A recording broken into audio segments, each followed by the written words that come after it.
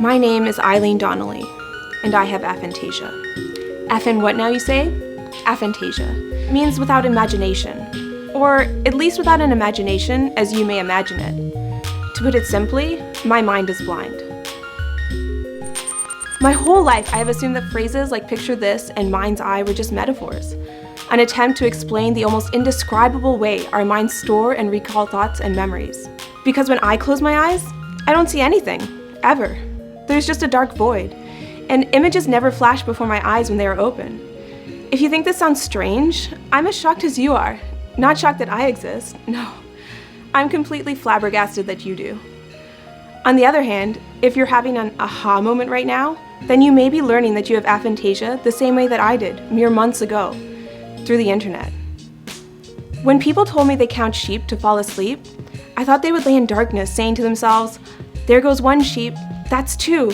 Boy, these sheep, they keep on coming." Well, imagine my shock to learn that some of you are actually having sheep jump over your head. It's hard for someone like me to distinguish between that and hallucination. Another thing I can't do is visualize anything while I'm reading. But I still love reading, and I do still imagine something. I just can't see it, though I'm aware of it. For example, when the first Harry Potter movies came out, I knew that wasn't my Harry, or my Hermione, even though I'd never actually pictured them. I just knew that I didn't recognize the ones in the movie. On the other hand, that was exactly my Ron.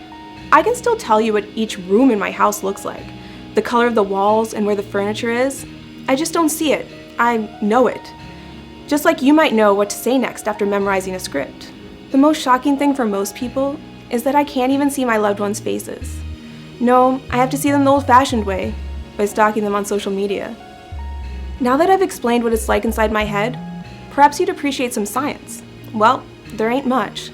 The lack of a mind's eye was described as early as 1880 by Francis Galton, a British statistician and psychologist who pioneered the study of visual imagery when he surveyed 100 men about what was going on inside their heads. He found a wide range of experiences. For example, some people could recall a crystal clear picture that was almost indistinguishable from reality. Scientists call this hyperphantasia. Others said it was more dim and hazy, and some described vivid imagery popping into their heads at random, but little power to conjure up a picture on demand. Then there were those who professed that they had never experienced any visual imagery at all. Despite this revelation during the Victorian era, aphantasia went largely unstudied. The scientific term for a blind mind was coined just recently, in 2015 by Adam Zaman. He's a professor of cognitive and behavioral neurology at the University of Exeter Medical School in England. Zaman became fascinated with the condition after he reported in 2010 on the case of a 65-year-old patient who lost his ability to visualize after heart surgery. After he published research on the patient, others came forward to say that they had lacked a mind's eye their whole lives. To this day, there are no published studies on aphantasia itself, which affects an estimated 2% of the population. But scientists have examined how the brain creates visual images in general.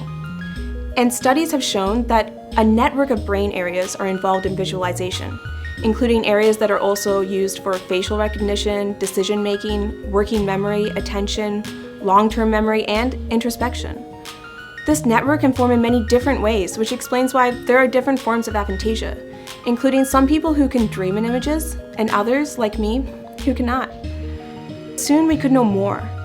Zaman's team has just concluded a study involving people with high, low, and average visual imagery that used neuropsychological tests and brain imaging.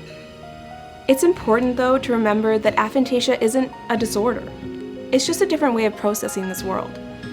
The fact that most people can see something in their head at the same time reality is unfolding before their eyes still baffles me.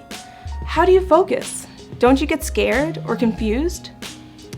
It just goes to show you never really know what's going on in someone else's head.